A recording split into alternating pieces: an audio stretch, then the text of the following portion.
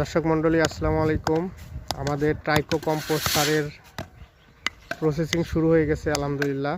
এই সারগুলো আমাদের প্রায় 1.5 মাস লাগছে এবং এতে 10টা উপাদান আছে: গোবর, কাঠের গুঁড়া, কলা গাছ, তারপরে তামাকের গুঁড়া, তারপরে কাঠের গুঁড়া, মুরগির বিষ্ঠা, তারপরে ভুট্টা ভাঙ্গা, ডাল, চিটাগুড়, পানি এবং ট্রাইকোডার্মা।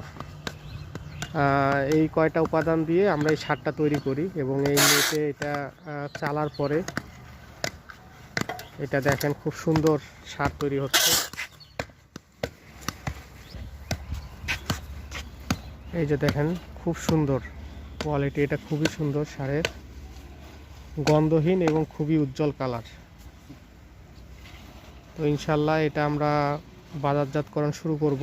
আপনাদের যাদের লাগবে তারা আমাদের সাথে যোগাযোগ করবেন। আসসালামু আলাইকুম।